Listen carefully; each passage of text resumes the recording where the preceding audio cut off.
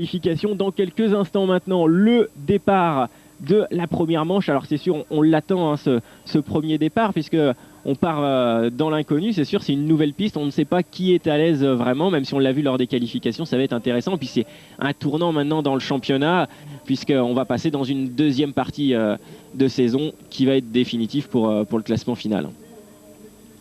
Allez, on voit justement cette piste. Quelques petites images. On va juste écouter Nicolas Aubin avant de prendre une petite page de publicité.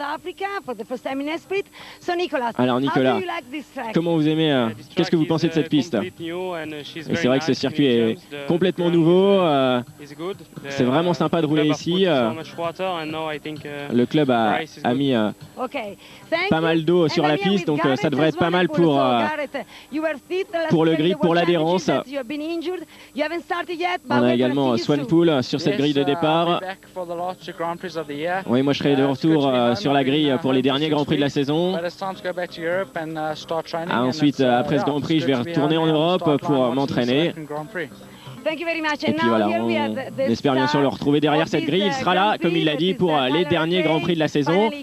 On est avec Tyler Rattray maintenant, le pilote local. Votre pays, c'est vraiment sympa, Tyler. Oui, bien sûr que c'est sympa. Et puis là, on a une bonne météo, un bon circuit, vous allez voir. Je pense qu'il va y avoir de belles courses. Voilà, Tyler Rattray. Et puis on va terminer avec Antonio Cairoli, actuellement deuxième du championnat. C'est vrai que ce circuit est vraiment sympa. Et puis également ce qu'il y a autour du circuit. Hein. On a vraiment des paysages magnifiques dans ce pays. Ça va être une course vraiment difficile. Mais je suis assez à l'aise sur cette piste. Et puis j'espère bien sûr faire un bon résultat aujourd'hui. Voilà pour les impressions d'Antonio Cairoli. Et on va terminer avec Stephen Sword. Stephen Sword qui est de retour hein, dans ce championnat du monde MX2 aujourd'hui en Afrique du Sud. Ouais, c'est vraiment cool de revenir après une blessure. Ça va être ma première course de retour dans ce championnat du monde. J'espère que je vais pouvoir faire une bonne course.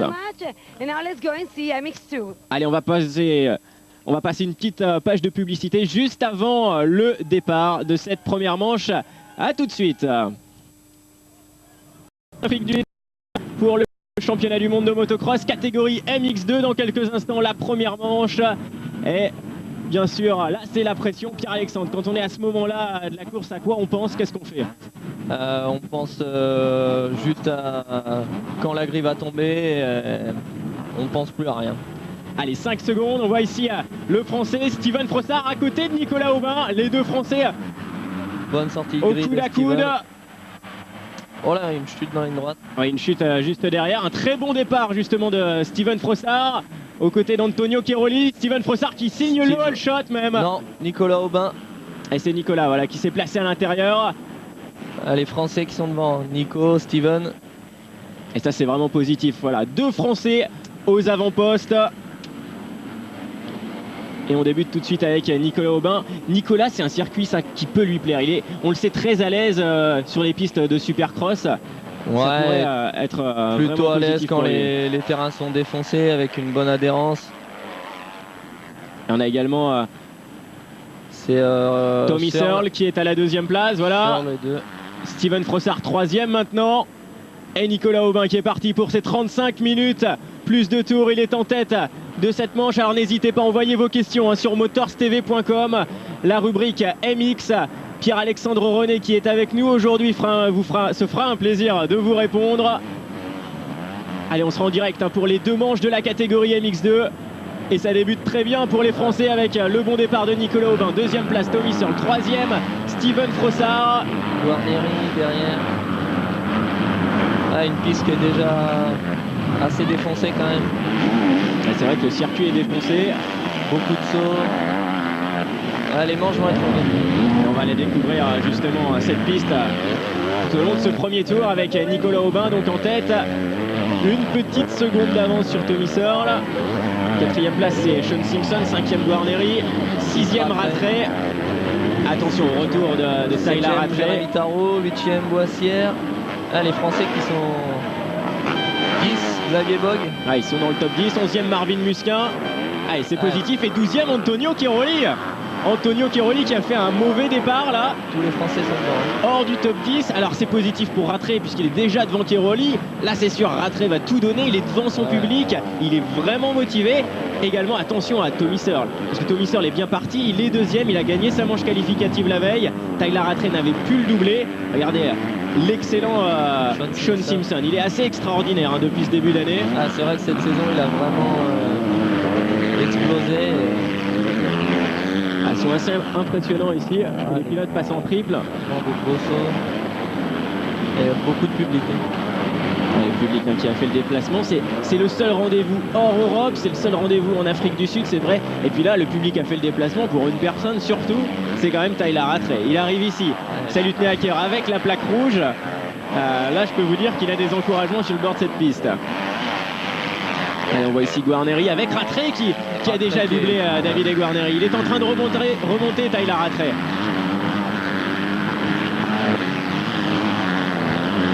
Et David Guarneri, le coéquipier de Nicolas Aubin. Ça c'est un bon coup hein, pour le team Ritchie Racing. D'ailleurs du côté de chez Ritchie, il y a une petite nouveauté puisque, enfin pas une nouveauté, une petite confirmation tout simplement. C'est une petite nouvelle, c'est qu'ils resteront chez Yamaha la saison prochaine. Donc Nicolas Aubin et David Guarneri seront bien chez Yamaha, voilà, toujours en bleu. Donc c'était sûr qu'ils allaient être avec Ritchie. Petite erreur de Rattray. Mais là Ritchie vient de confirmer qu'il restait lui aussi chez Yamaha, même s'ils avaient une excellente offre de KTM. Il reste donc chez les Bleus. Allez, on voit le retour hein, de Tyler Rattray. Extrêmement rapide, il va revenir ensuite sur Steven Frossard, le français.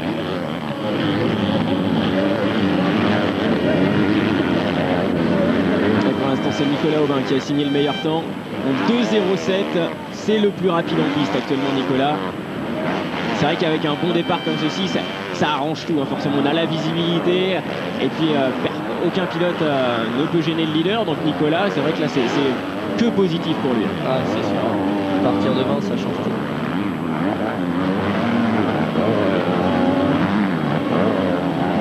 Allez, juste derrière, on attend voilà, Jérémy Tarou ici, le français. Attention aussi au retour d'Antonio Cairoli. Parce que là, au championnat, il y a beaucoup à jouer. Hein. On a Tyler Rattray qui est en tête. Il a quand même maintenant 14 points d'avance sur Antonio Cairoli. Un autre français, voilà, c'est Anthony Boissière. Qui est derrière Guarneri. Il semble à l'aise également, Anthony. Il semble... Il y a un tir groupé de français là. Il y a Anthony, Tarot derrière et Musquin qui suit.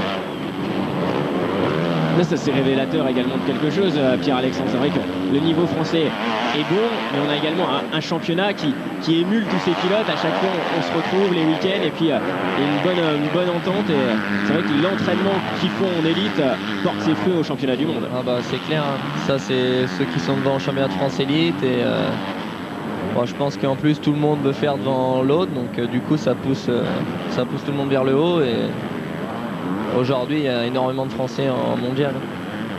Et justement, on le voit ici, Anthony Boissière, il est juste devant Jérémy Tarou et Marvin Musquin, les trois Français qui se suivent. À 18e place, Pascal Leray. Ah, Pascal qui a pris un mauvais départ. Et puis Pascal qui souffrait également encore un petit peu de son épaule. Bah, il peut pas s'entraîner. Et donc du coup, bah, je pense qu'il le ressent surtout quand les terrains sont défoncés comme ça. Allez, l'attaque d'Anthony Boissière, il est revenu dans la roue maintenant de David Guarneri. C'est positif ça pour le français. Anthony Boissière qui a roulé une seconde plus vite que Guarneri dans le dernier tour. Il a l'air plus à l'aise et je pense que ça va passer. Ah, c'est complètement possible là pour Anthony, qui est beaucoup mieux que David Guarneri. Regardez, Guarneri vient de se retourner. Et ça, c'est mauvais signe, hein, Pierre-Alexandre. Ouais, il sent que derrière ça revient. Et le retour également d'Antonio Cairoli. Le voici, Antonio Cairoli. Et il est juste derrière Xavier. Xavier qui fait une belle saison aussi. Ouais, Xavier Bog qui pilote la Suzuki. C'est sa première année chez Suzuki, comme vous, Pierre-Alexandre. Ouais, il a une moto d'usine et bah, il fait vraiment des belles courses cette année.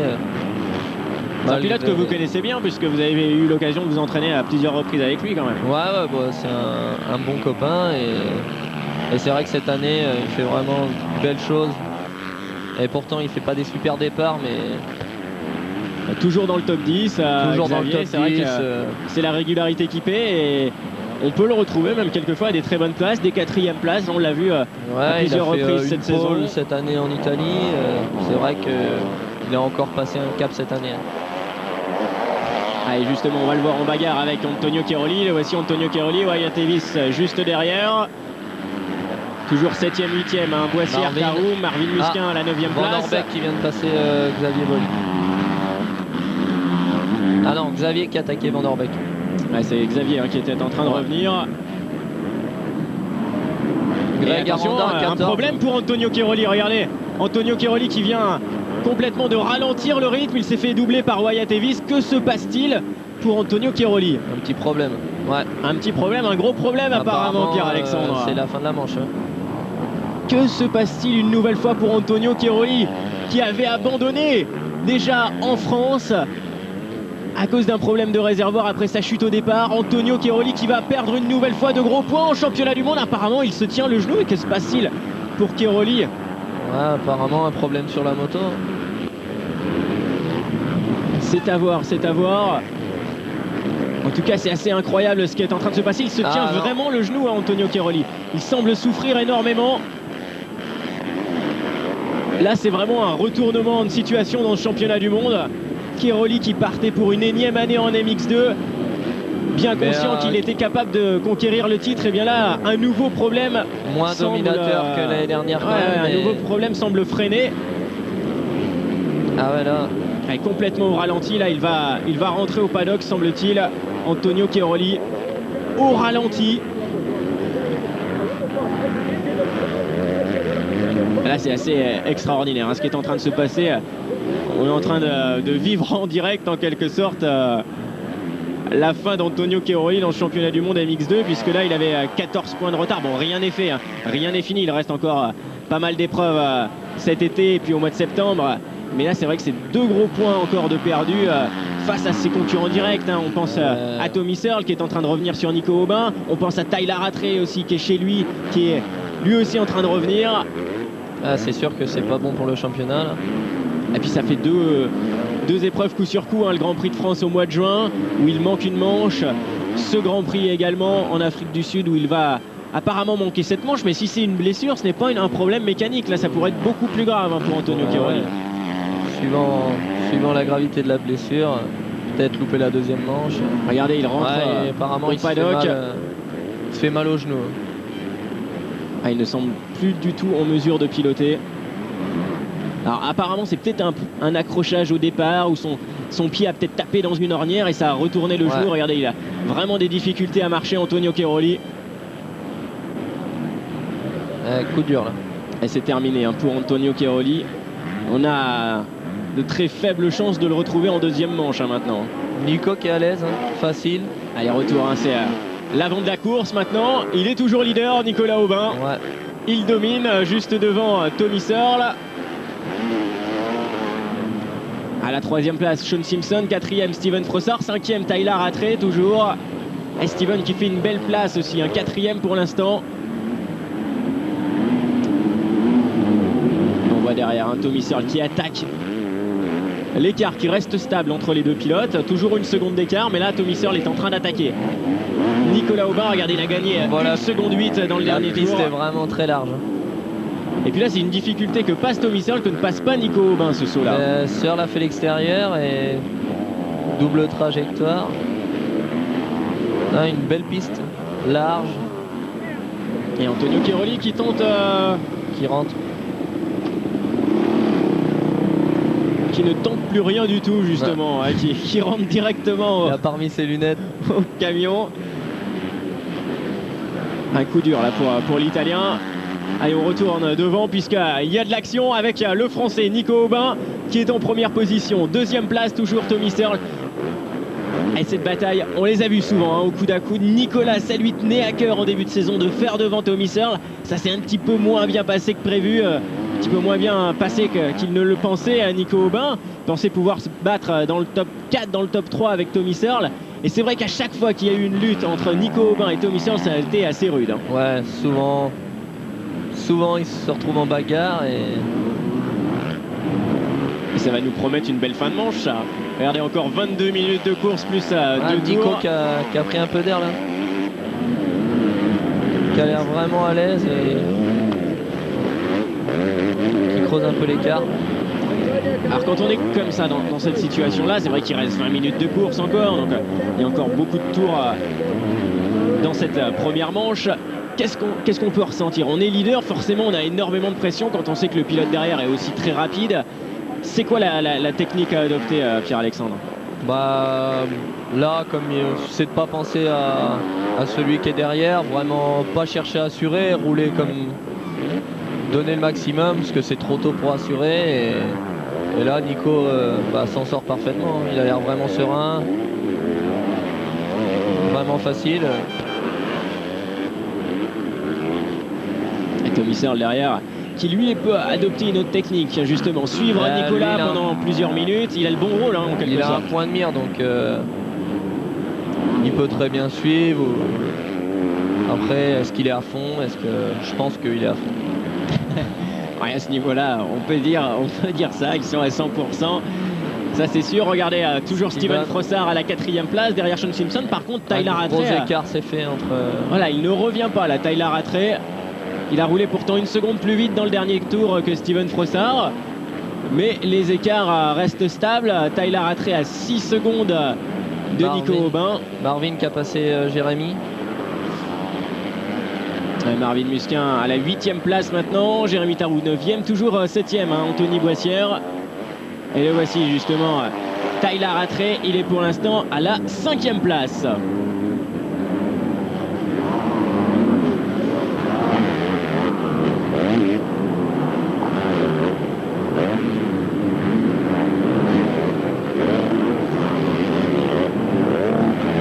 L'écart entre Nico Aubin et Tyler Rattray s'est accentué, 14 secondes puisque Tyler Rattray a fait une petite erreur apparemment. Il s'est fait doubler par Davide Guarneri.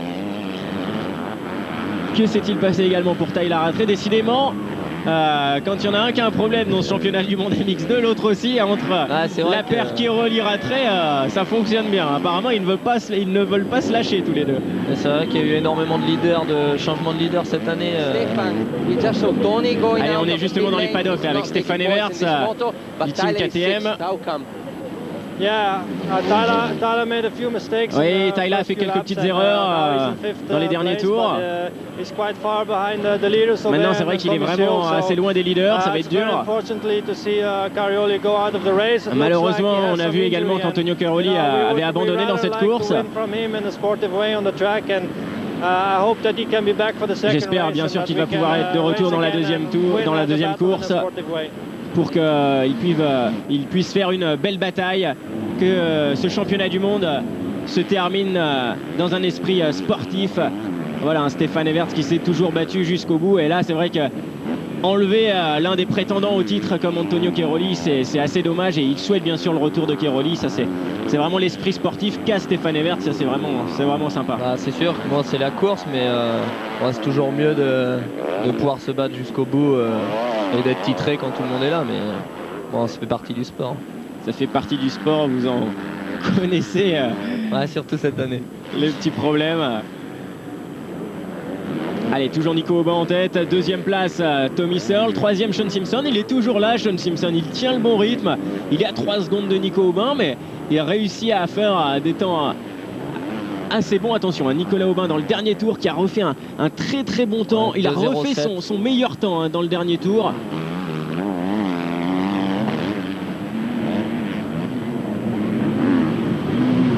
Allez, toujours en tête donc Nico, sans aucun souci.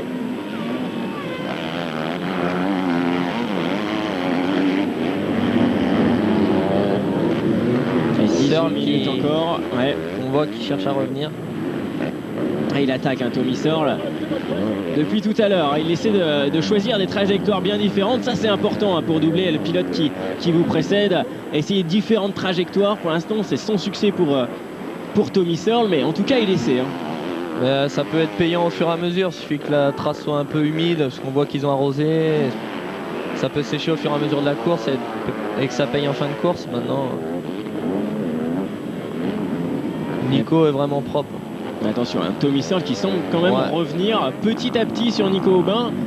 Il faudrait que Nico quand même il réussisse à tenir ce bon rythme jusqu'à la fin de la manche, parce que c'est sûr que là ça va être difficile. Searle qui vient de faire un 2,06 dans le dernier tour. Ouais, c'est le meilleur temps en course et on l'a vraiment vu, il est de retour maintenant dans la roue de Nicolas.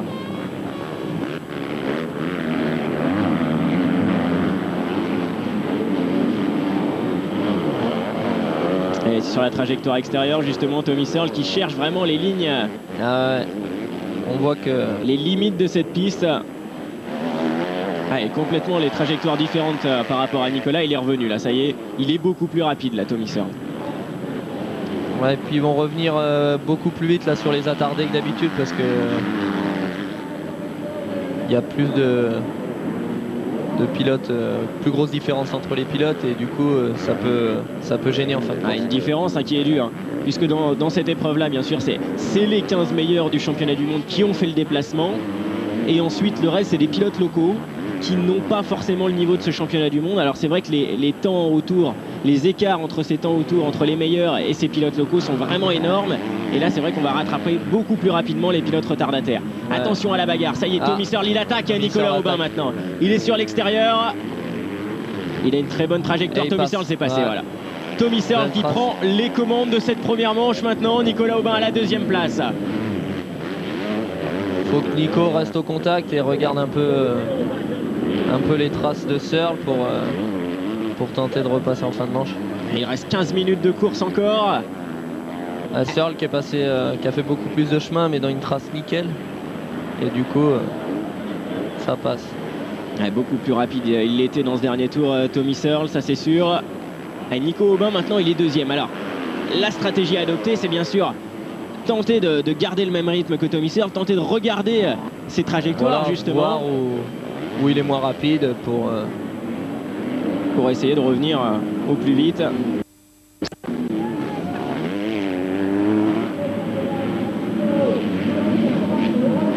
Et Tommy Searle donc nouveau leader, Nico Aubin à la deuxième place. On a le bon retour des Français, Pascal Loré qui est 12e maintenant, Greg Aranda 13e place. Également Marvin Musquin qui a gagné une place dans ce dernier tour, il est 7e. Tous les Français vraiment bien placés. Ils sont en train de faire une très bonne, qui a fait une erreur.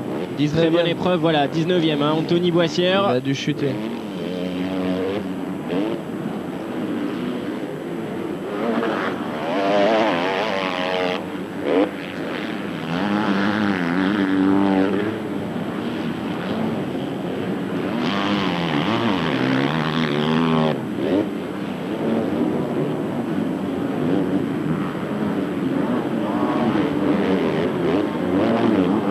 À la troisième place, on le voit, le jeune Britannique Sean Simpson.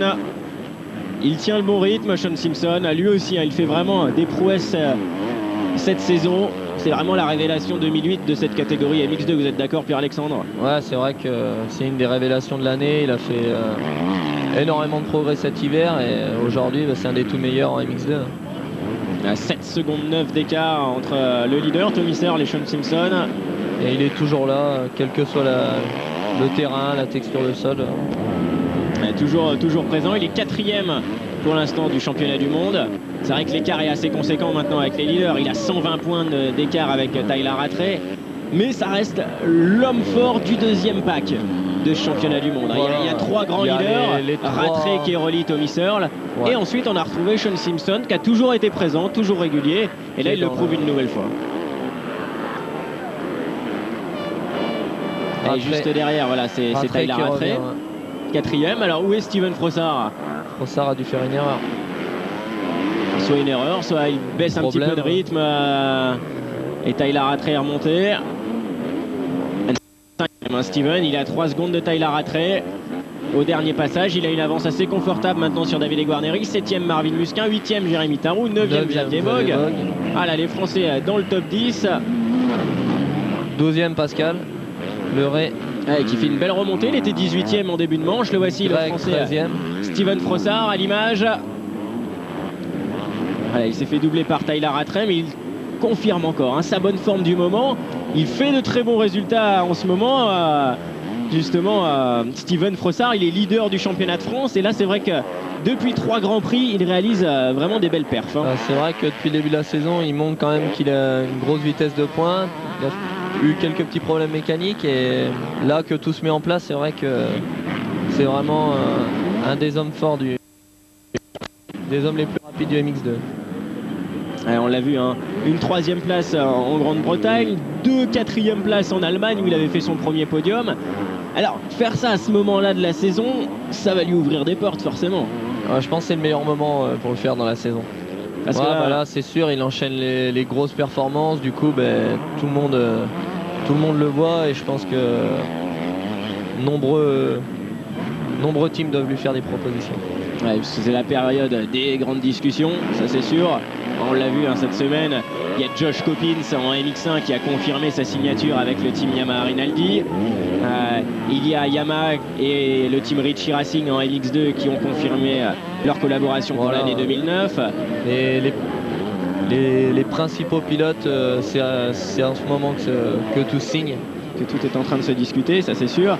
On va en savoir beaucoup plus au retour d'Afrique du Sud, parce que tous les teams sont basés en Europe, ça c'est sûr. Ils attendaient cette échéance, cet événement d'Afrique du Sud, pour justement avoir quelques petites visions sur la saison passée, sur les performances des pilotes. Et c'est vrai qu'au retour en Europe, avant le prochain Grand Prix, eh bien, on va énormément parler. Il y aura beaucoup de news. Voilà, il faudra être présent lors de la prochaine étape. Prochaine étape qui aura lieu à l'Europe, Pierre-Alexandre. Non, Lommel. Lommel, pardon. Lommel, dans le sable aussi. Dans le sable, oui, je pensais à un circuit de sable qui commençait par un L. J'ai pioché le mauvais, c'est Lommel en Belgique, bien sûr. Pour ouais, ce sera Lommel. La prochaine étape. Donc là, ce sera pas pareil. Ce sera début août. Et là, c'est sûr que on aura plein d'informations à vous donner sur les signatures pour 2009. Le voici, Steven Frossard, qui lui justement a son contrat qui vient à échéance en cette fin de saison. Donc tout est ouvert pour lui pour la saison 2009. Voilà. Nico qui reste vraiment en contact de Searle. Et justement, il lui montre la roue là, à Tommy Searle. Il semble, voilà, il a repris un petit regain d'énergie là, Nico. Et là, il lui met la pression. Regardez l'attaque de Nicolas Aubin. Là, on voit vraiment la différence entre ses passages des tours précédents et ce tour-ci où il attaque Nicolas. Nico qui essaye de prendre les lignes de Searle.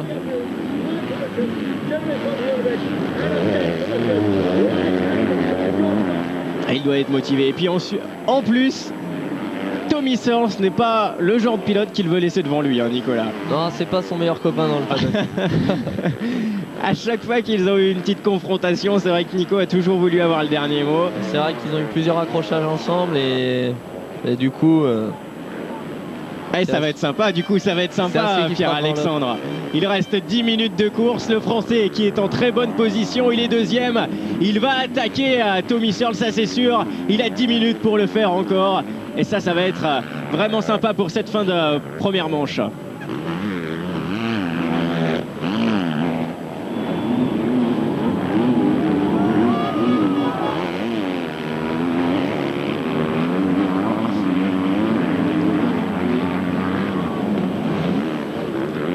Ce qui pourrait être sympa également, c'est justement cette fin de course avec peut-être les pilotes qui vont rattraper les retardataires, et ça pourrait jouer beaucoup de choses. Ça peut faire le jeu de l'un ou de l'autre.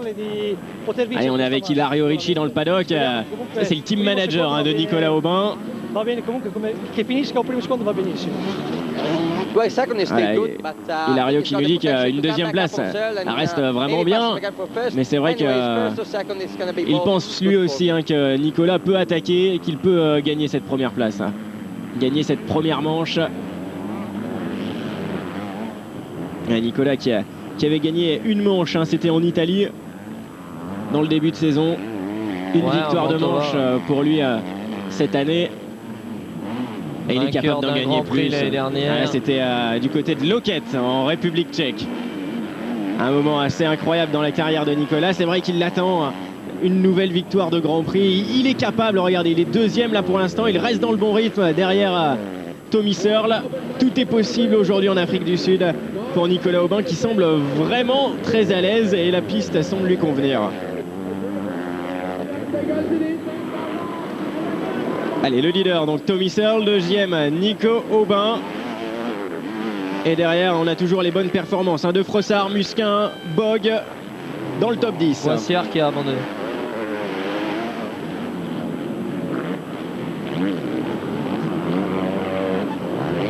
Voilà l'avant de la course.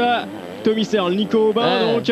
Rattray qui est passé 3. Ouais, Tyler Rattray troisième maintenant. Il vient de doubler Sean Simpson. Cinquième place toujours Steven Frossard. Septième Marvin Musquin. Huitième Xavier Bog.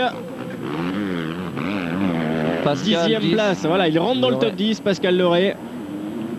Il fait des efforts, Pascal. Il est pas bien parti. Lui aussi a intégré le team Suzuki. Alors c'est vrai que vous avez eu deux nouvelles motos cette saison. Pierre-Alexandre, vous pilotiez la 450 à injection. C'est vrai que quand on arrive dans un nouveau team comme ça, il faut tout refaire. Bah ouais, faut reprendre ses marques et bon, c'est un ensemble. En plus, c'est un team étranger. J'étais dans un team français. Mais bon, après, s'il y a une bonne entente et tout, ça se passe bien. Ouais, vous avez également quitté vos racines. Vous êtes parti du côté de l'Allemagne. Tout ça, ça change. C'est pas difficile de débuter une saison comme ça ou... Non, ce qui a été surtout le plus difficile, c'est de commencer blessé, enfin en finissant la saison dernière avec le fémur cassé. Donc du coup, tout l'hiver sur la touche et après, le plus dur, c'est ça, de louper l'entraînement de l'hiver en fait. Et apparemment, une moto par contre qui fonctionnait bien. C'est assez étonnant pour une première année quand il y a une moto comme ça qui arrive dans le marché. Directement, elle a été aux avant-postes, même en mondial avec Steve Ramon et Kendall Hiker. Ouais, c'est vrai. Grosse innovation avec l'injection quand même et une moto qui est tout de suite dans le coup. Donc. Et l'injection d'ailleurs, beaucoup d'usines vont suivre ce chemin-là pour 2009. Ouais, l'année prochaine, il y aura plus de constructeurs encore et je pense que Kawasaki apparemment qui a choisi Kawasaki, Honda également qui devrait adopter l'injection donc pour la saison prochaine. Allez, on a à l'image le Sud-Africain, regardez le public qui encourage véritablement Tyler Rattray. Il est revenu à la 3e place maintenant. Ça va être très très dur pour lui de revenir sur le groupe de tête puisqu'il a quand même 15 secondes de retard. On est à 5 minutes de la fin. Attention à la dernière partie de cette première manche. Tyler Rattray qui semble vraiment fort, ça c'est sûr. Maintenant, il faudrait qu'il fasse un meilleur départ puisque là ça va être difficile dans cette première manche en tout cas de jouer la victoire. Ouais, il faudra attendre la deuxième manche. Je pense que ça va être dur.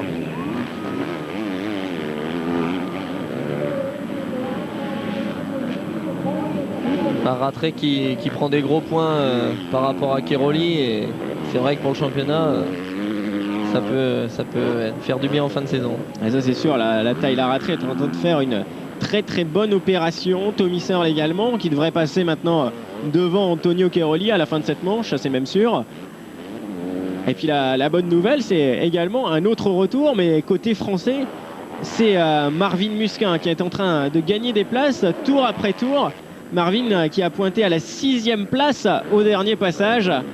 C'est assez sympa. Anthony Boissière par contre, lui a abandonné. Mauvaise nouvelle pour Anthony qui avait fait un bon départ lui aussi. C'était bien parti. Ouais, il était bien devant. Il avait gagné une manche d'ailleurs en Afrique du Sud, je crois, en 2005. Ouais, c'était en 2005. Et il avait également gagné une manche en France à Saint-Jean-d'Angély. Et après, et pendant l'été, après ce Grand Prix. C'était pas sur ce terrain, mais c'était dans ce pays. Exactement, voilà. Là, c'était bien parti pour lui, malheureusement. Donc, abandon pour Anthony. Et Jérémy Tarot, lui aussi, a rétrogradé. Il est 15e maintenant. Pascal Leray à l'image. Un pilote que vous connaissez bien, Pierre-Alexandre. Vous avez roulé de nombreuses années avec lui. Ah non, c'est pas Pascal. Justement, vous le connaissez tellement bien que Bah, ils vous sont verrez tous habillés pareil, ils sont nombreux dans ce team en plus, donc, mais c'est pas Pascal. Non, ce n'est pas Son coéquipier. pas du tout Pascal Doré. Ah, ça arrive, hein. Petite erreur. Désolé. Vous avez plus l'habitude de les voir sur la piste Voilà. en tant que concurrent qu'à l'écran. On vous pardonne facilement, Pierre-Alexandre, il n'y a pas de problème. Bon, ça va. Allez, Tyler Rattray maintenant. Lui, il est facile à reconnaître. Il a la plaque rouge. C'est le leader du championnat. Il est chez lui sur ses terres. Et il fait une bonne manche, hein, une troisième place. Il assure de gros points. Voilà, c'est un résultat solide. Et surtout avec l'abandon de Cairoli, là, ça va faire vraiment un gros changement au championnat. Cairoli qui semble être blessé au genou. Ah, ça c'est difficile, hein, pour Antonio Cairoli, vainqueur du Grand Prix précédent en Suède. Ouais, une saison moins dominatrice pour Cairoli cette année. Sûrement plus de pression avec Rattray et Searle qui sont rapprochés quand même. Ah, il a trouvé deux concurrents prêts, ça c'est sûr. Tyler Rattray, Tommy Searle, et puis des concurrents également. Enfin, ils étaient trois à faire leur dernière année en MX2, hein, quasiment. On a Cairoli qui ne devrait plus rester dans cette catégorie la saison prochaine, hein. On pense au MX1 pour lui. On a Tommy Searle qui va partir aux États-Unis, donc il ne sera plus dans le championnat du monde. Et puis Tyler Rattray, c'est une énième saison en MX2. C'est assez difficile de penser que Tyler Rattray va encore renchérir une saison de plus. Surtout que là, il est en bonne passe pour remporter le titre. C'est vrai. Après, est-ce que KTM va pas vouloir qu'il reste?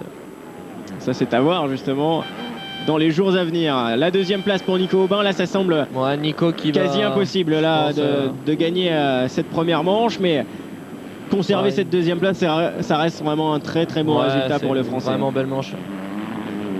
Puis Nico qui avait eu un petit passage à vide, et je pense que mentalement c'est bon pour lui. Et regardez un petit peu les temps qui ont vraiment chuté par rapport au premier tour. Au premier tour, Nicolas Aubin était en 2.07. Là, le meilleur tour en course a été fait par Tommy Searle en 2.04 et Nico Aubin en 2.05. Hein. Donc, les temps ont vraiment chuté. La piste, il y a les pilotes justement semblent de mieux en mieux s'adapter à cette piste. Ouais, ça sèche, ils avaient arrosé et du coup ça améliore. Mais ça se défonce aussi pas mal. Voilà, hein, on voit ici Tommy Searle. Ça va se défoncer également beaucoup plus après, puisqu'il y aura la catégorie MX1 qui va passer sur cette piste pour la première manche. Hein, les manches de la catégorie MX1 que vous pouvez suivre sur Motors TV dès le mardi soir en retransmission, avec de nombreux rendez-vous motocross, hein, sur notre antenne, avec le MXUS également. Ça c'est le lundi soir, les retransmissions du mondial le mardi soir, et puis également après les épreuves de l'élite, vous avez l'émission Wheelies où vous avez les meilleurs moments du championnat de France élite de motocross. Allez, le temps réglementaire est maintenant terminé. Nous allons rentrer dans les deux derniers tours. Exactement, Pierre-Alexandre.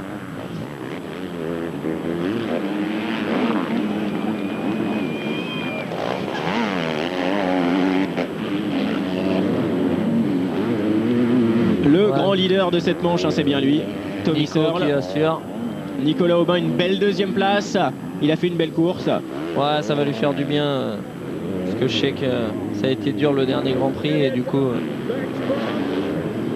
Là, il a passé un petit moment difficile, hein, quand même, Nicolas. Ouais, les deux derniers Grands Prix ont été plutôt compliqués et du coup là ça remotive tout de suite. Ouais, ça remotive et il en a besoin justement d'avoir des bons résultats comme ça. C'est vrai qu'il a eu une petite perte de rythme en milieu de saison, on peut le dire, que même lui ne s'expliquait pas vraiment. Bah ouais, après c'est vrai que un mauvais résultat, deux mauvais résultats et tout de suite la confiance en moins et ouais, quelquefois c'est difficile. En tout cas là voilà, c'est ce qu'il lui fallait à Nicolas, réussir à revenir comme ça aux avant-postes. Ah, Xavier qui a passé Marvin. Et on va faire un point sur le classement justement. Donc Tommy Searle il est en tête, deuxième place c'est Nico Aubin, troisième place Tyler Rattray.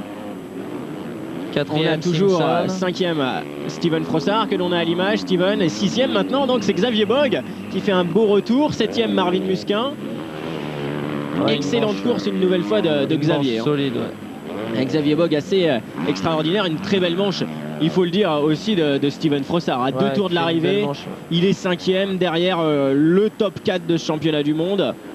Là, c'est un excellent résultat pour Steven, qui confirme, hein, Grand Prix après Grand Prix, ça c'est sûr. Cette année, cette fin de saison, en tout cas, c'est l'un des pilotes français les plus rapides. Ouais, c'est sûr.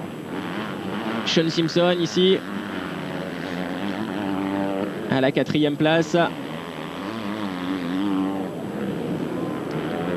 Sean Simpson, on pense à une signature dans le team officiel KTM la saison prochaine. Quelques échos pensaient justement au remplacement de Tommy Searle dans le team KTM officiel, puisque là actuellement Sean Simpson ne roule pas dans la même structure que Tyler Rattray et que Tommy Searle.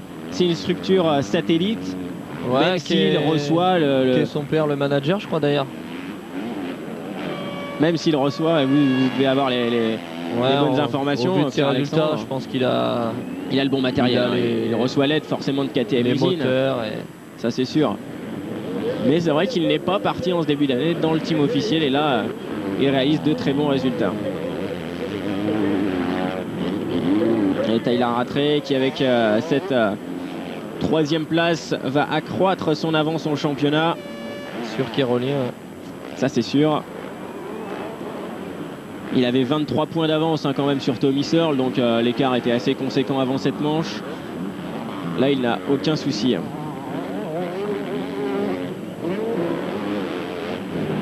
N'hésitez pas à aller faire un petit tour du côté du forum motorstv.com, toujours pour poser toutes vos questions. Pierre-Alexandre René est avec nous aujourd'hui, le pilote du championnat du monde MX1, pardon, qui va commenter ses courses MX2.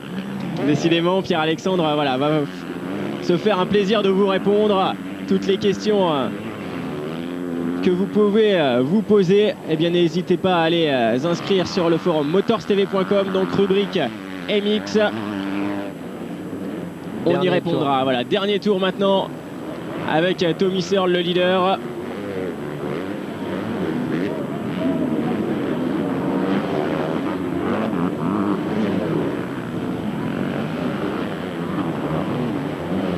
Tommy Searle une nouvelle fois très brillant.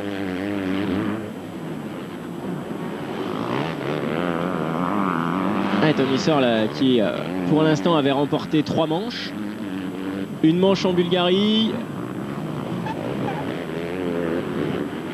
Et les manches en France.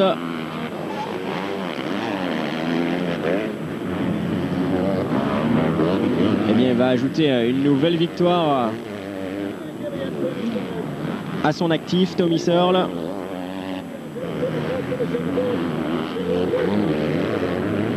Ça va faire sa 4e victoire cette saison. Antonio Cairoli, lui, qui a dû abandonner, ça c'est quand même le fait marquant de cette première manche ici. Antonio Cairoli qui a dû se tordre le genou, ça c'est l'hypothèse qu'on peut formuler à l'heure actuelle. Il se tenait le genou, il avait du mal à marcher. Puisqu'il n'a pas chuté apparemment. À moins qu'on n'ait pas vu les images dans le premier tour, parce qu'il était quand même 13e dans le premier tour. Donc une chute est possible. Maintenant à voir, il était reparti, il a tout tenté. En tout cas, ça c'est l'un des pilotes qui va tout tenter jusqu'au moment où il va être arrêté, justement, soit par une chute, soit par une blessure.